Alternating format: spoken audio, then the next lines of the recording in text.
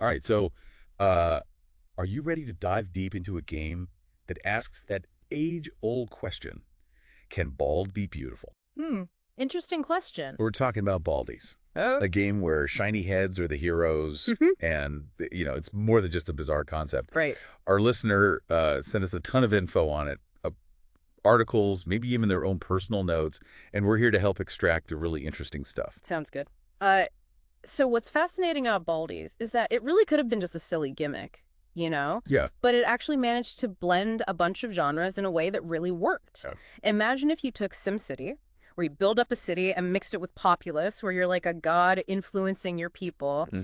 and then throw in a dash of Lemmings for that chaotic fun, I love it. guiding little dudes around. Okay, so I've got to admit, the whole premise of bald guys versus hairy guys sounds hilarious. Yeah. But how Yeah. does that actually translate into gameplay? So in Boldies, you're not directly controlling your little bald guys. Okay. You're more like a guiding hand, like a mischievous deity, setting things up and watching the chaos unfold. I see. And the game really leans into this god game element. Yeah. You can shape the terrain, set traps, Wow. even trigger natural disasters to Wow. help your baldies or hinder their hairy rivals. So that's where the Lemmings inspiration comes in. Yeah. But instead of just trying to get them to the exit, you're building a whole civilization. Exactly. And that's where that SimCity aspect kicks in. Okay. You need to gather resources, construct buildings like houses, barracks, and labs, Fine. and manage your population. Got it. But here's the twist. Each baldy has a specific role to play. Interesting. You've got your workers who are clad in red, Yeah. and they keep the energy flowing. Okay. Then there's the blue builders who construct your settlements, Uh-huh. gray soldiers to defend your territory, Mm-hmm. and the white-robed scientists who research new tech and maybe a few wacky weapons along the way. So it's not just about building an army. Right. It's about managing this whole quirky society. Exactly. And speaking of quirky, I read something about the Baldies reproducing by, well, let's just say it involves dropping them into a specific room in a house. Yes, the bedroom mechanic. Okay. Shall we say it's definitely one of the game's signature touches, Yeah, adding a layer of humor to the otherwise strategic gameplay. I love that. Yeah. Okay, so we've got these Baldies, these buildings, but who are they actually fighting? Right. You mentioned hairy rivals, but who are these Harrys exactly? The Harrys are essentially the opposing force in the game, Okay. representing everything the Baldies are not. Interesting. They're the Harry to your bald, and your goal is to outsmart and outmaneuver them Gotcha. across a whopping 100 levels. Wow, Yeah. 100 levels. That's a lot of bald versus hairy action. It is. But here's the thing. This game wasn't exactly released on a mainstream console. You're right. Baldies had the unfortunate fate of debuting on the Atari Jaguar CD back in 1995. Yeah. Now, the Jaguar wasn't exactly a powerhouse, and that made developing for it quite a challenge. Especially for a game as ambitious as Baldies. Yeah, With its mix of genres and, these complex mechanics. for sure. It must have taken some serious ingenuity to make it all work. Absolutely. The lead programmer and designer, Mm-hmm. David Whiteman, Okay. originally envisioned Baldies for the Amiga, Yeah. a much more powerful machine. Right. So when the opportunity came to port it over to the Jaguar CD, he had to get creative. Yeah. The Jaguar CD had limited RAM and processing power, Oh, wow. so the team had to streamline the graphics, optimize the code, and make some tough choices to fit the game onto those compact discs.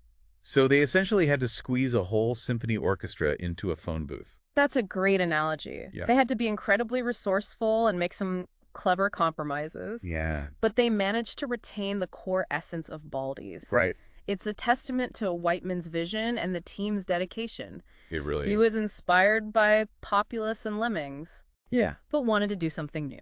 And he definitely succeeded in creating something unique. He did. But the big question is, how did gamers react to this strange and wonderful game back in 95? Well, the reception was surprisingly positive. Oh, really? You have to remember, this was a time when 3D graphics were starting to become, like the norm. Yeah. And Baldies, with its cartoony 2D visuals, could have easily been overlooked. Right. But it seems that gamers and critics alike were just charmed by, its quirky premise and surprisingly deep gameplay. So it wasn't just a case of so bad it's good. No. People genuinely enjoyed playing it. Yeah, exactly.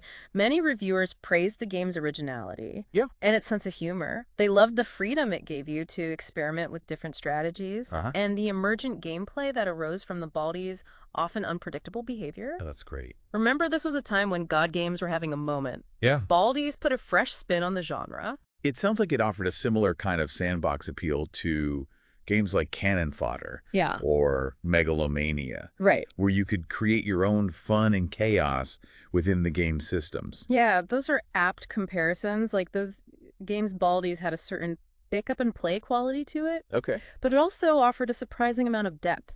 I see. You could just mess around and enjoy the slapstick humor, or you could really dig into the strategic elements and try to master the game's many systems. But surely not everyone was on board with the whole bald versus hairy thing. Right. What kind of criticisms did the game receive? Well, some reviewers did find the graphics a bit too simplistic even for the time. Really? Yeah, the environments could feel a bit barren, Uh-huh. and the Baldies themselves, while undeniably cute, lacked the visual fidelity of some of their contemporaries. Yeah, I can see that. Yeah. I imagine the controls were also a bit of a sticking point trying to manage a large population of those little guys. Right. Couldn't have been easy, especially on a console controller. You're right. The controls were definitely a source of frustration for some players. Yeah. The Jaguar CD's controller wasn't exactly known for its ergonomics, Right. and trying to precisely select and command your Baldies could be a bit fiddly at times. So despite its critical acclaim, Yeah. Baldies faced an uphill battle, Mm. both because of its platform and some of its inherent limitations. Right. But did it at least make a splash in terms of sales? Unfortunately, no. The Atari Jaguar CD was already struggling commercially by the time Baldies was released, Oh, so the game never really had a chance to reach a wide audience.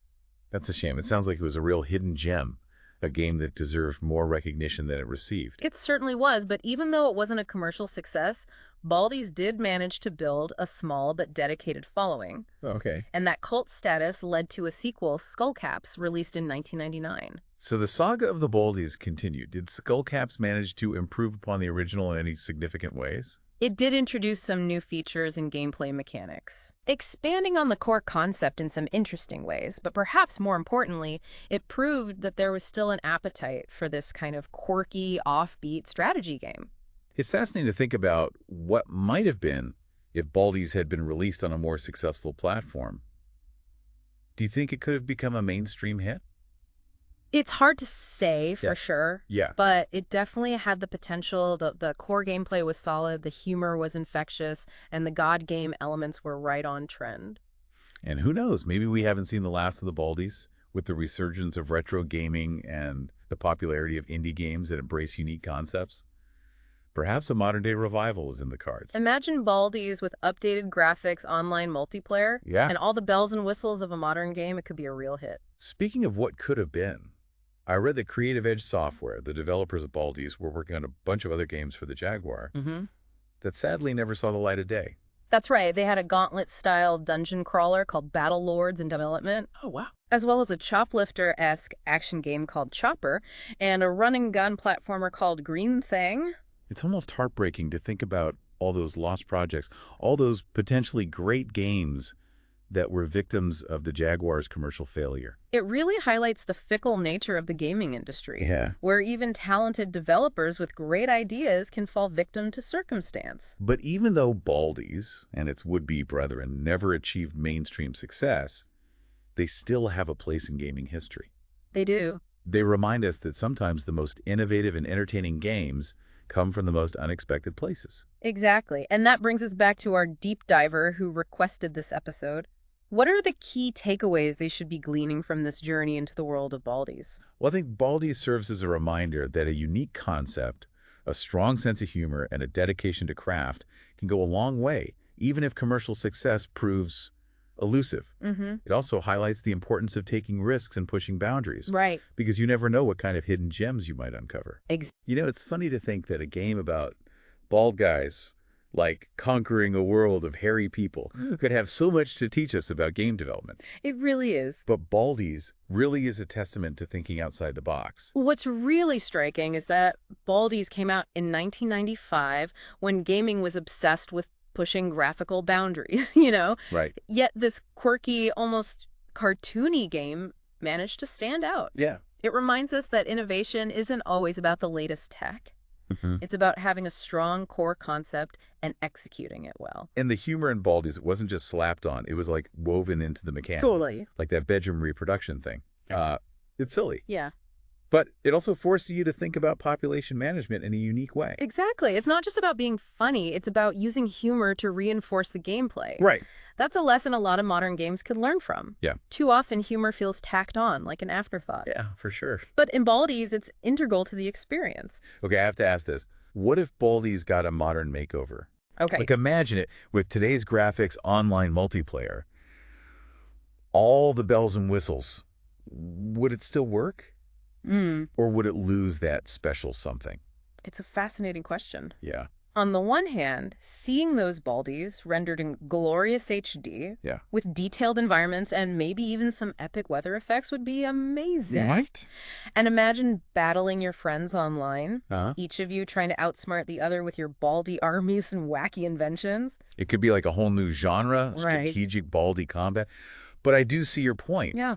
Part of what makes Baldies so charming is its simplicity. Yeah. Its retro aesthetic. Precisely. Sometimes adding too much polish can strip away the soul of a game. Yeah. Those rough edges, those quirky limitations can actually contribute to its appeal. It's like remastering a classic movie with CGI. Yeah. Sometimes it just doesn't work. Right. The originals had a certain magic that gets lost in translation. Exactly. So if anyone ever attempts to revive Baldies, they need to be careful not to over-modernize it, keep the core mechanics intact, preserve that goofy charm, and maybe just give it a visual facelift. So for our listener who requested this deep dive, what's the big takeaway? Why should they care about a seemingly obscure game from 1995? Because Baldies is a reminder that great games can come from anywhere, even a console as commercially unsuccessful as the Atari Jaguar CD. Mhm. It's a story of creativity, perseverance, and a willingness to embrace the absurd.